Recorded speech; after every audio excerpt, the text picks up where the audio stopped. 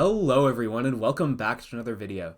Today I wanted to explain my preferred and my favorite way of arguing for the existence of God. I alluded to this argument briefly in my Why I'm a Christian video when I was discussing how we can find God using the transcendental aspects of consciousness and its relationship with reality.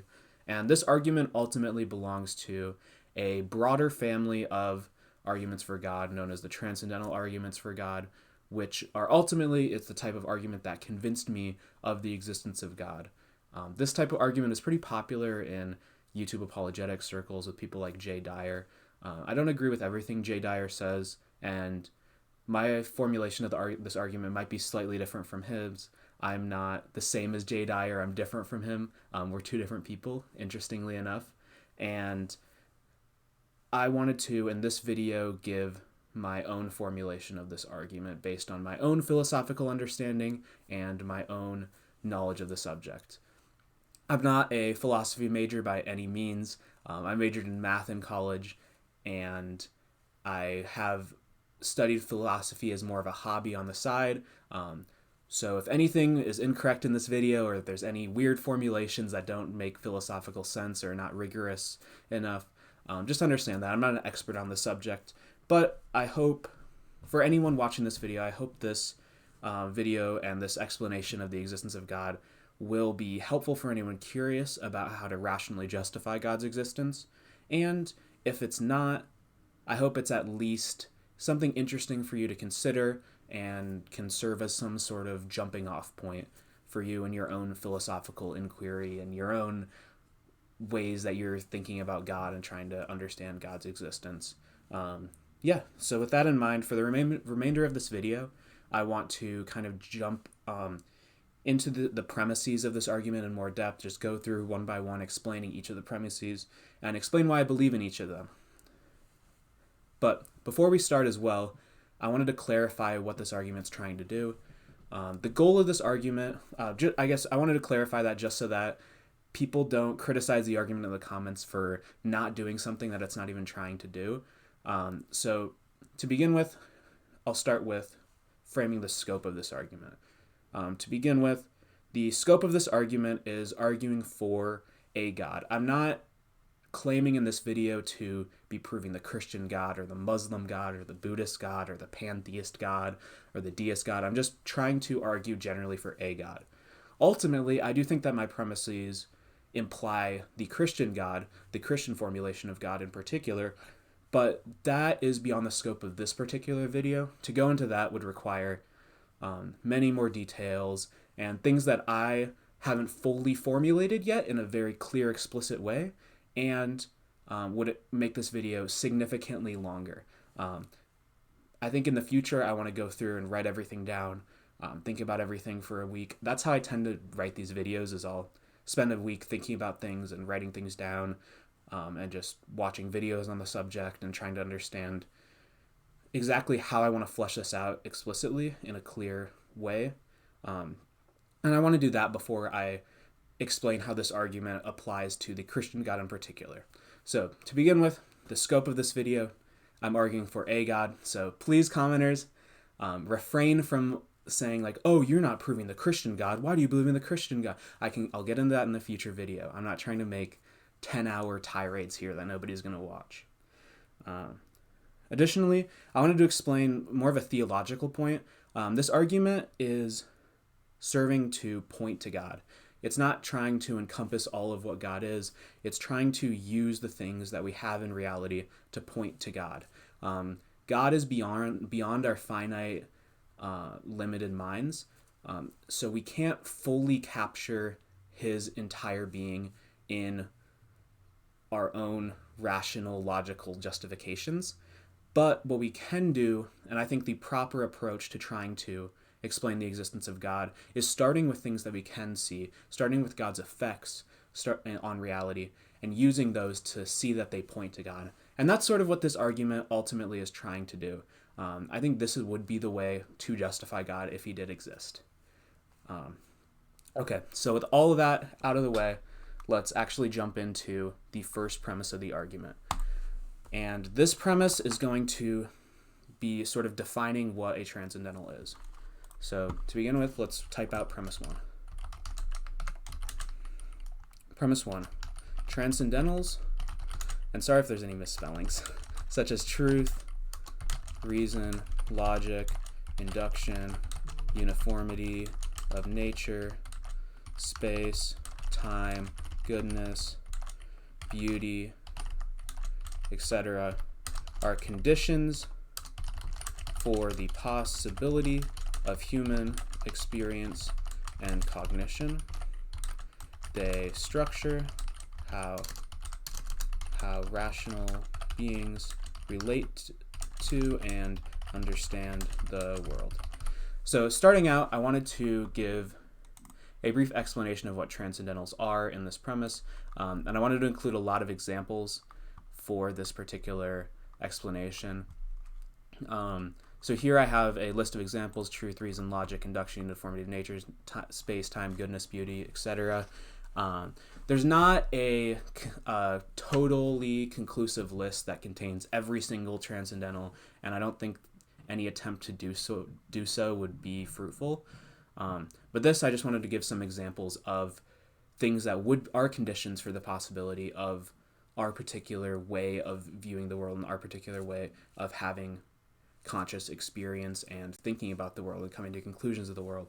And I feel as though these serve as good examples, and these are some good starting points to think about. Some other examples could include things like numbers or colors, or there's so many different preconditions of the possibility of human experience and cognition. So I wanted to start with this as the first premise.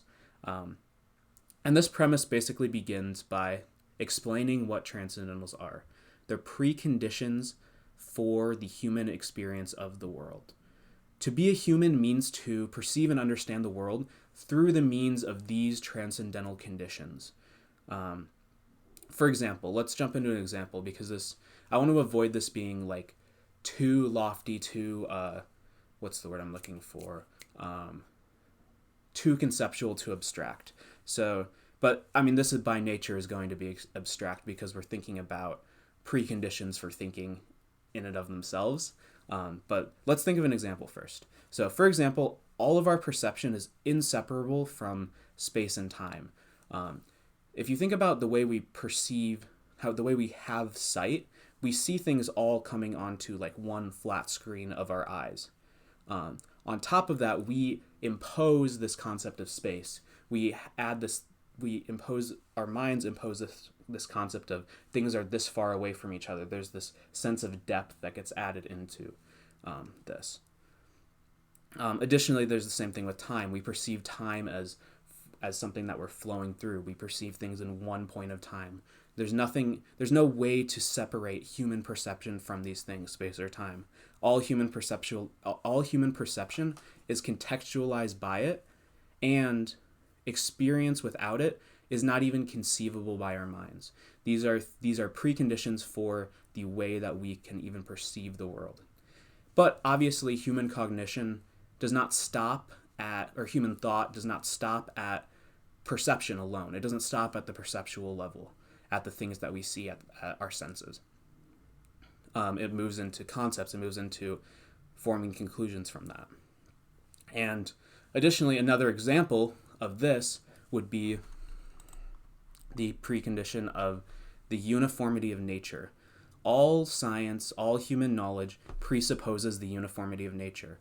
And namely what this is the idea that nature is regular and invariable. Similar causes will always have similar effects. We can come to certain conclusions or come to rules about reality, and these things will continue to be true into the future. Without this precondition, we wouldn't be able to make scientific claims. We wouldn't be able to make claims about knowledge. For example, gravity on Earth's surface accelerates objects at 9.8 meters per second. If uniformity of nature didn't hold, this would be in constant flux. Things would change their gravitational acceleration constantly. We wouldn't know how fast things would accelerate. If nature could fluctuate at any moment, this rate could constantly change. We wouldn't be able to have rocket ships. We wouldn't be able to have planes. We wouldn't be able to do so many things that come as a result of science.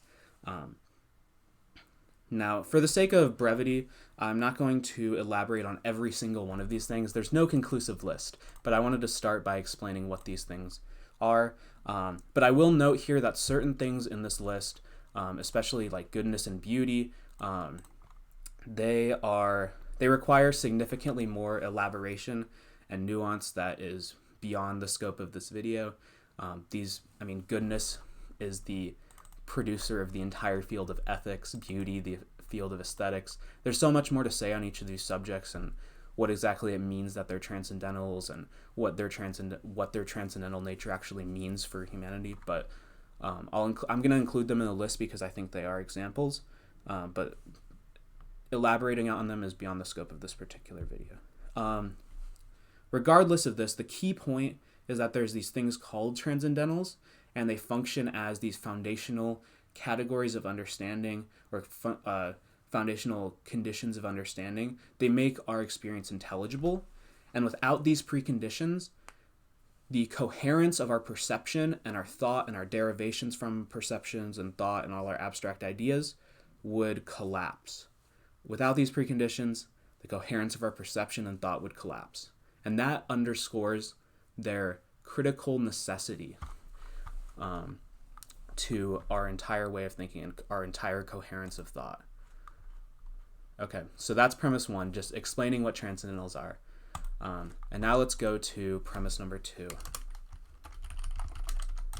Premise 2 is that transcendentals manifest in relationships between consciousness and existence, as they are experienced and understood through the interaction of mind and reality.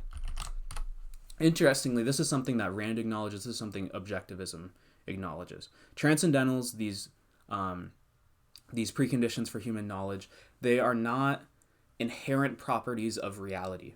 Instead, they are forms through which our finite rational minds and through which finite rational beings relate to and make sense of the world.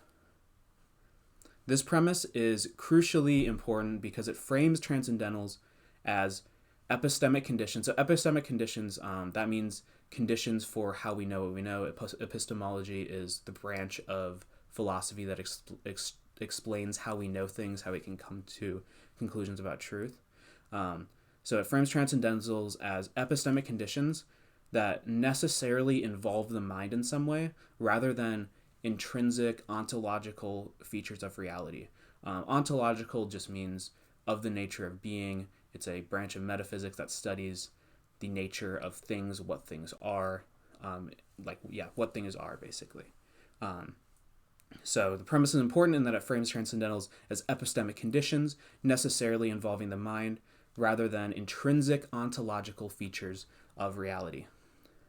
They mediate how our finite minds engage with the external world, which, apart from our structure that we put on reality, apart from the transcendentals, the external world would remain unknowable.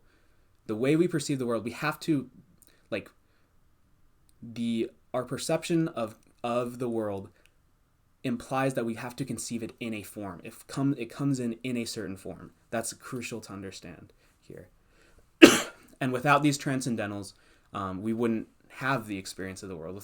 Without having these preconditions, we wouldn't have an experience of the world, and we wouldn't have knowledge. These transcendentals, crucially, they're not apart from us, and it's a mistake to view them as strictly mind independent. They are inherently conceptual phenomena. They inherently relate to how our mind is structured. They inherently involve our minds, and therefore they cannot exist without a mind to conceptualize it.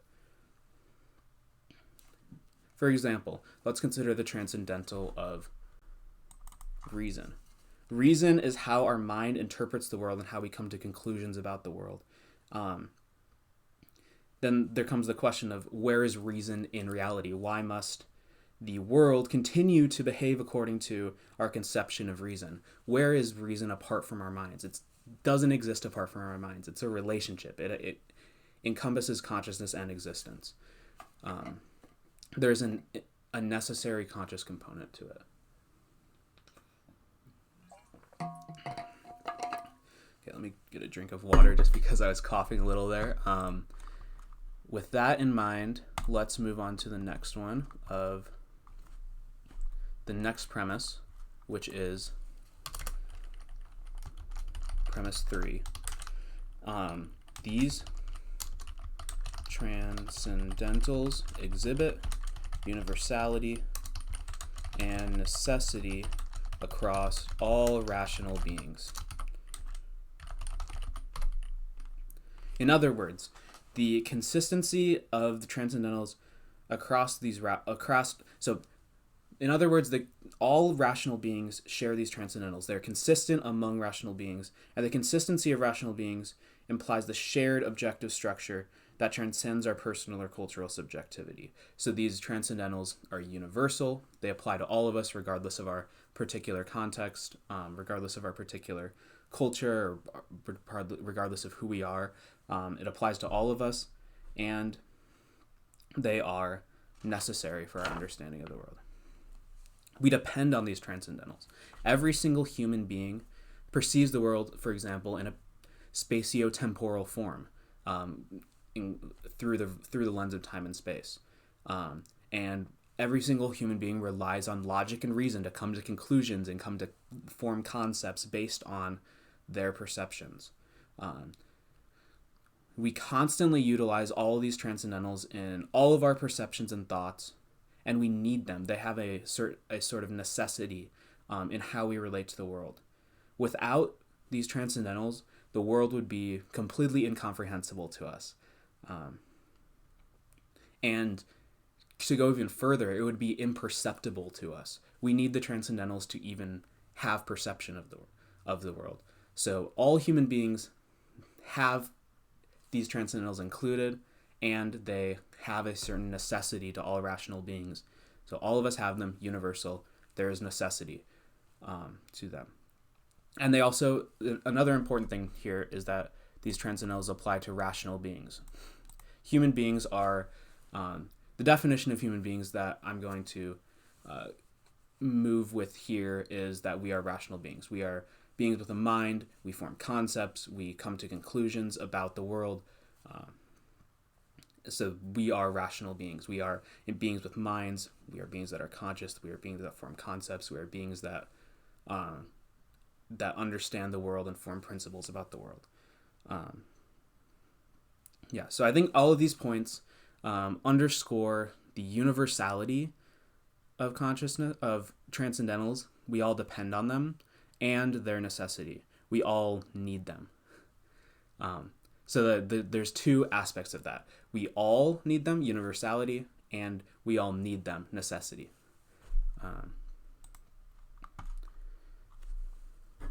This universality and necessity is crucial to understanding what these transcendentals are.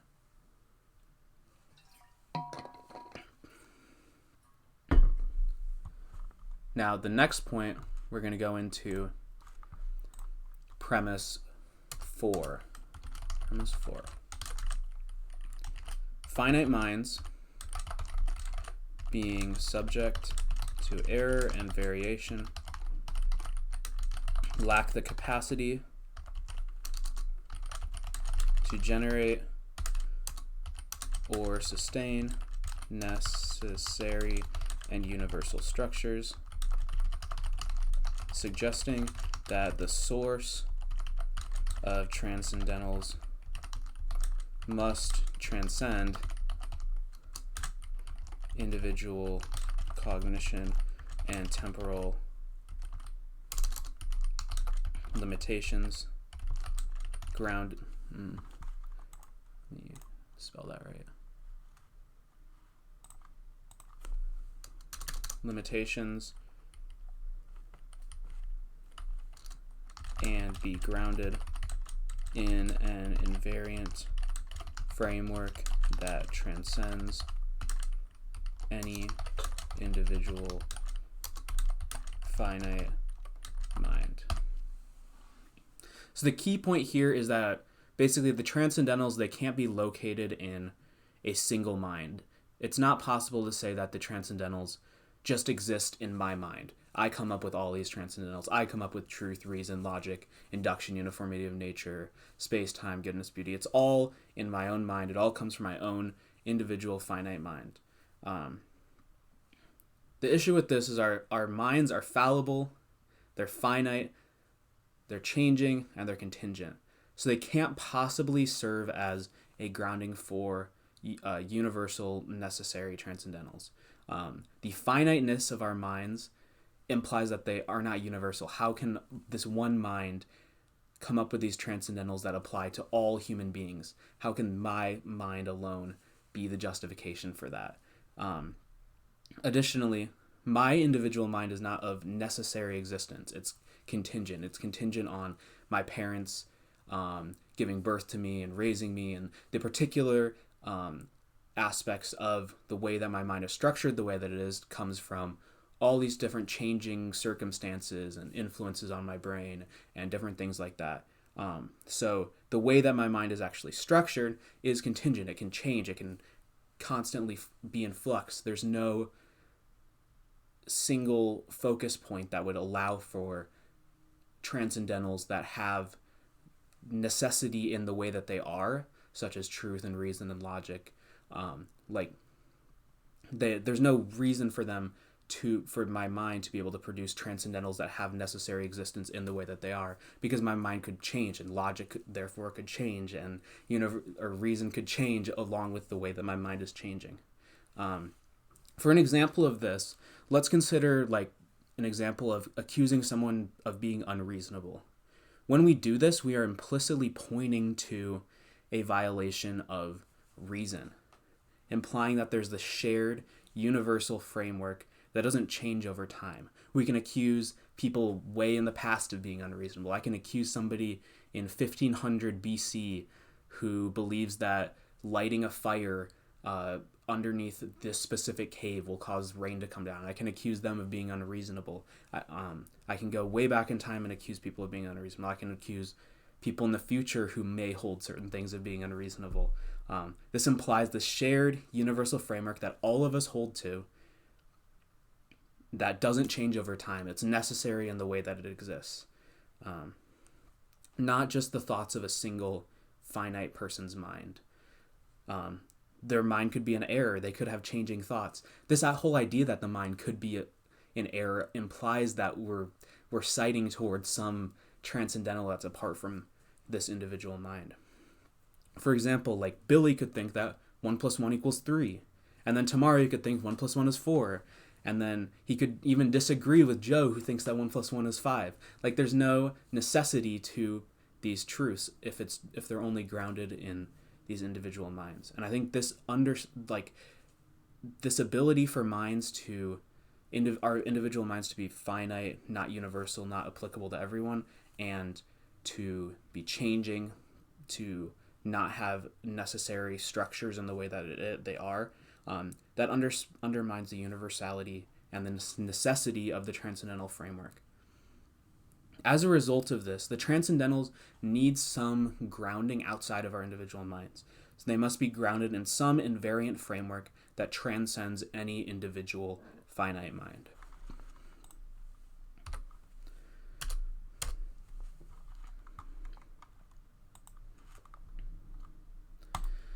So let's move on to premise 5. Kantian philosophy locates the source of this framework within the shared structure of human cognition. This explanation is incomplete because it leaves unanswered why the transcendental framework exists, why it is structured as it is, and why it is binding on rational beings. So one thing to talk about here, a lot of this is framed through Kantian philosophy, the idea of transcendentals. Kant did a lot with regards to understanding what transcendentals are, coming up with transcendental conditions. But Kantian philosophy ultimately identifies this within this framework, within a shared structure of human cognition. It locates it just within some shared structure. It doesn't really describe what it is, but Kant crucially identifies this need for a shared transcendental framework, but he kind of treats it as the simple brute fact. He treats it of human cognition. He describes its functionality, but he doesn't describe its source. He describes that there is this framework here. He describes that there is this framework of this transcendental framework that applies and is binding on all minds. It's universal. It's necessary. But this explanation is incomplete. It's purely descriptive. He just describes what this shared structure is. He doesn't go further to explain why it exists, why it's structured in the way that it is, and why it's binding on all rational beings. So this premise, the point of this premise is is not only to critique Kant. I think Kantian philosophy is important here, but I think the point of this premise is not just to critique Kant, because the premise, the most important aspect of this premise comes from the fact that it points out the futility of simply acknowledging that there is this transcendental framework, there is this shared, universal, necessary way that our minds are structured and the way that we relate to reality, but there's a futility of acknowledging it just as it is, as just a fact about shared human cognition, and moving on. The brute fact framework ignores the condition of why our minds are structured as they are and why we perceive the world in the way that we do. So thinking about this just as brute facts, it ignores the question of why our minds are structured as they are and why they perceive the world in the way they do. If we don't have an answer to this why, the transcendental framework becomes completely arbitrary, it becomes contingent, we lose the necessity of this transcendental framework.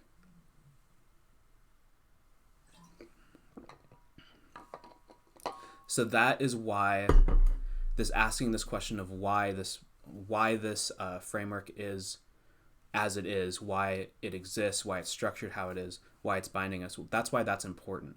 We don't want this framework to be entirely arbitrary. When using logic, when using reason, when thinking about things, we don't want our frameworks to be completely arbitrary without justification. We need some justification for what this is, where it comes from. It can't simply remain as just a brute fact that we just assume. There has to be a source of this framework. There has to be some reason why this framework is of the way it is. Otherwise, we lose its universality. Otherwise, we lose its necessity. We can't have a necessary framework that is also an unnecessary framework. There's a contradiction there. So without this why, we lose this ability to explain why the transcendental framework even exists as a shared framework. We also lose the ability to understand why it's structured as the way it is, why it has this necessary structure in the way that it exists. And we also lose the idea of why it's binding on all rational beings in the way that we perceive reality. Without the why, we're left with a completely arbitrary framework without any metaphysical grounding, without any grounding in the nature of things, without any grounding in reality. We're left with this completely arbitrary framework.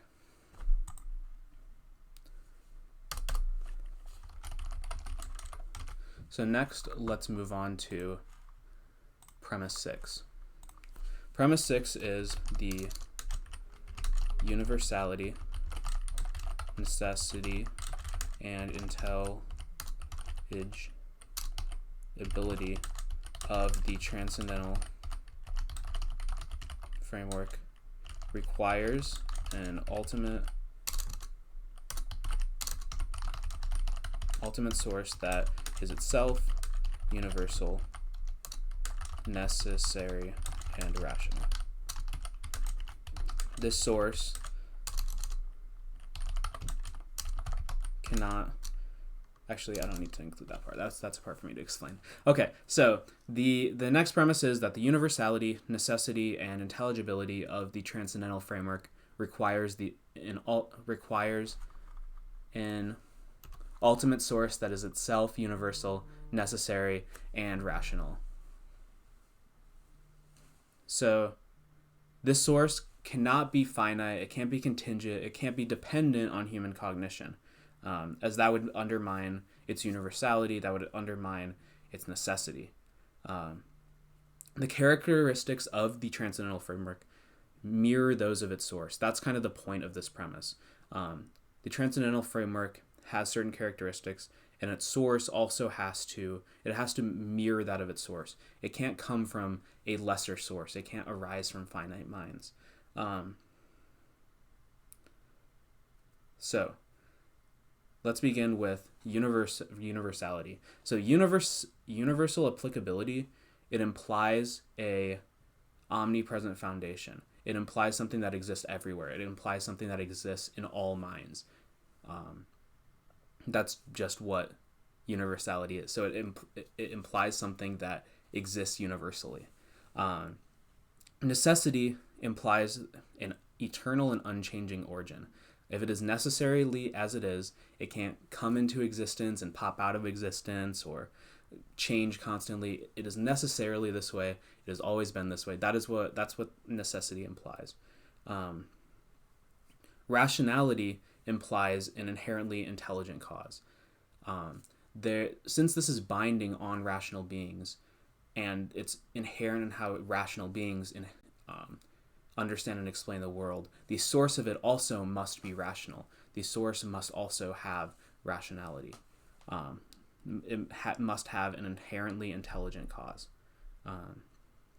So once we move beyond a purely descriptive analysis of the transcendental framework, we need to understand its source and its grounding.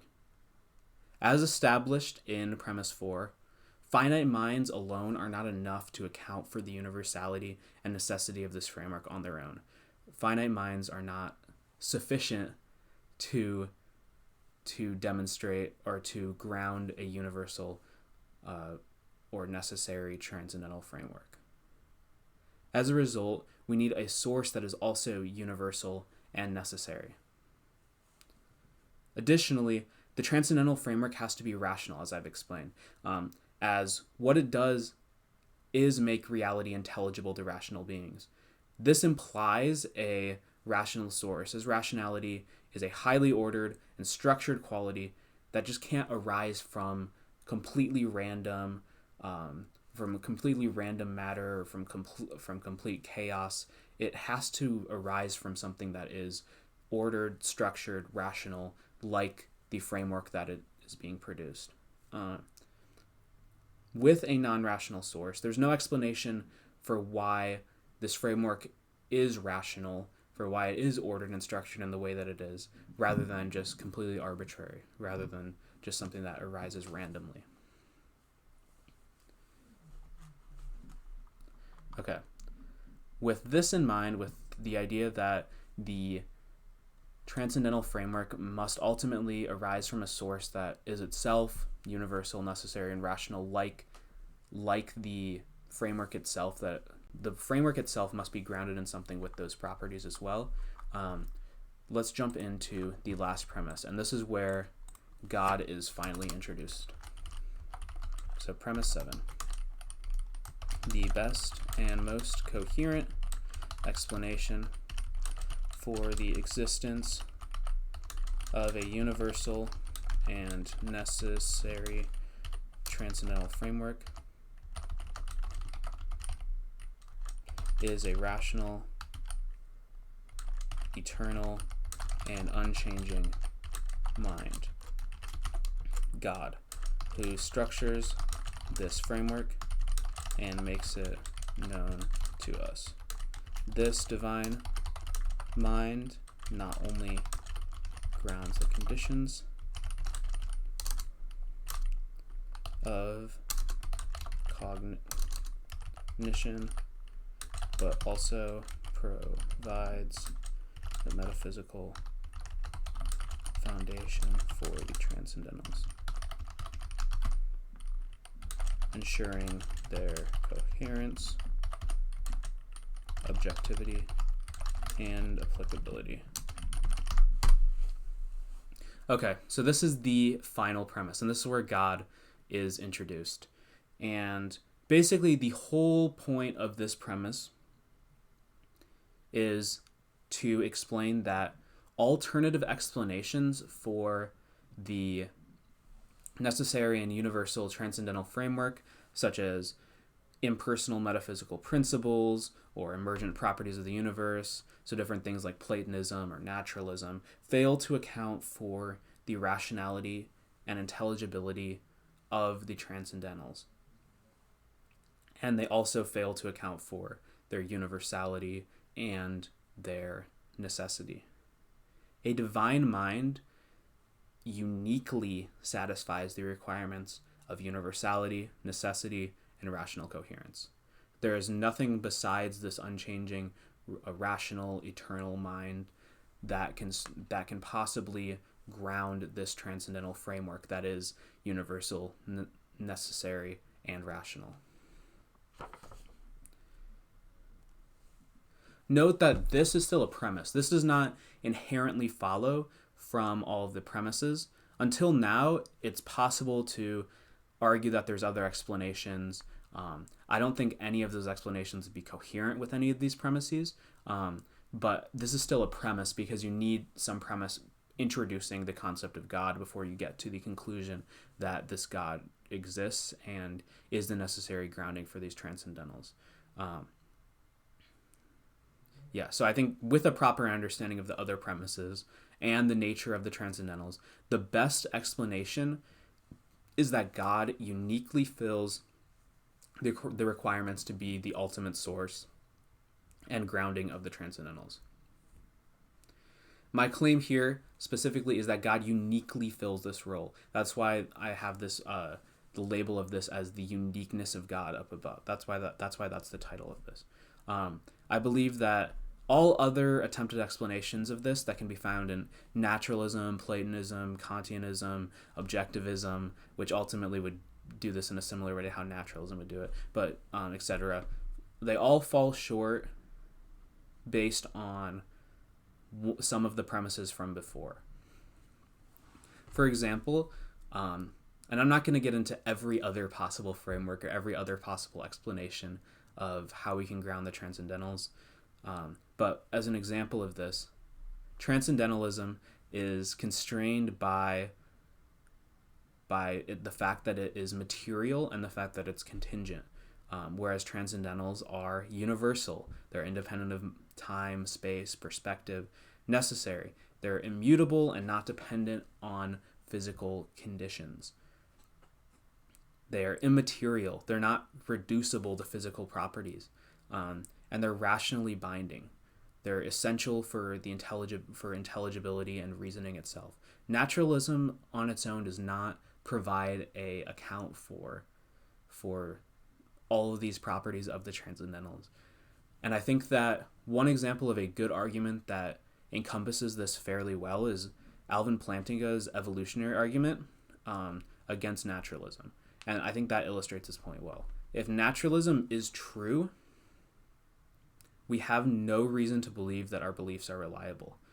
We have no reason to believe in our own transcendentals, our own assumptions that we come into the world with prior to perceiving and prior to thinking and prior to coming to conclusions, as they would simply be, under the view of evolutionary adaptations, which undercuts the ability for for naturalism to account for transcendentals like reason and truth, for example. And it would need to account for all of them. If there is a single transcendental that's not accounted for, that is the new framework. That transcendental becomes this transcendental framework that cannot be accounted for by naturalism, that is universal and necessary. And that would need to be ultimately grounded in the rational, eternal, and unchanging mind of God. Okay, so with all of this in mind, I'm going to make this a little bit smaller just so that I can just so that we can see all of this. Let's go like 17.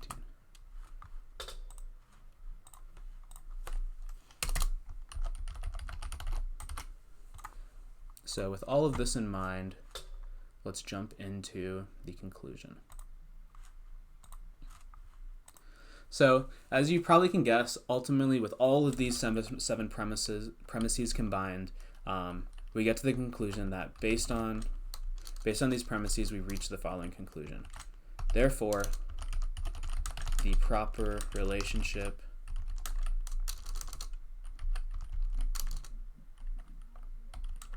between consciousness and existence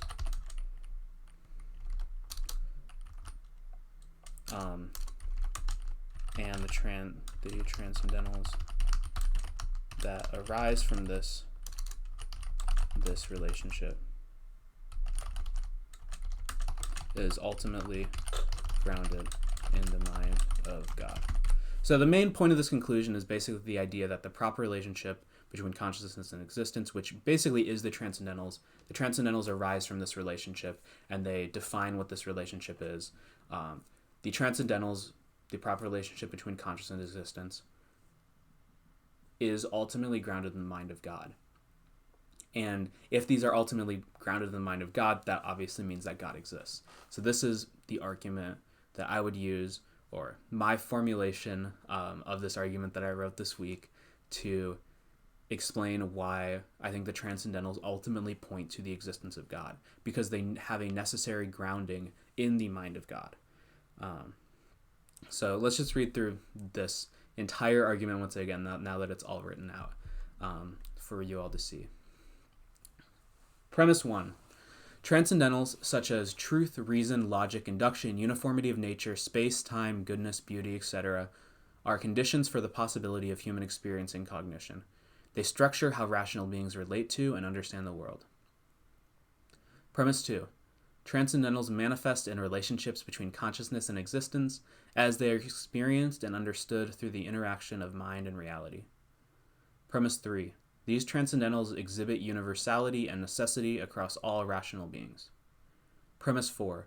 Finite minds, being subject to error and variation, lack the capacity to generate or sustain necessary and universal structures, suggesting that the source of transcendentals must transcend individual cognition and temporal limitations to be grounded in an invariant framework that transcends any individual finite mind.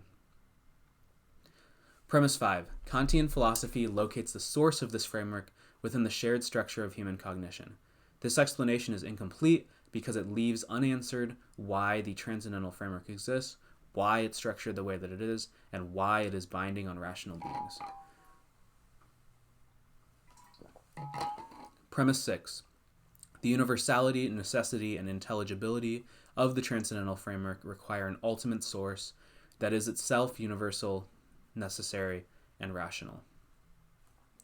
The best and most coherent explanation for the existence of the universal and necessary transcendental framework is a rational, eternal, and unchanging mind, God, who structures this framework and makes it known to us. This divine mind not only grounds the conditions of cognition, but also provides the metaphysical foundation for the transcendentals, ensuring their coherence, objectivity, and applicability. Conclusion. Therefore, the proper relationship between consciousness and existence, and the transcendentals that arise from this relationship, is ultimately grounded in the mind of God. So there we go. That is essentially the argument that I've been working on this week. From looking at the premises and conclusions, I concluded at the very least this argument is valid. The conclusion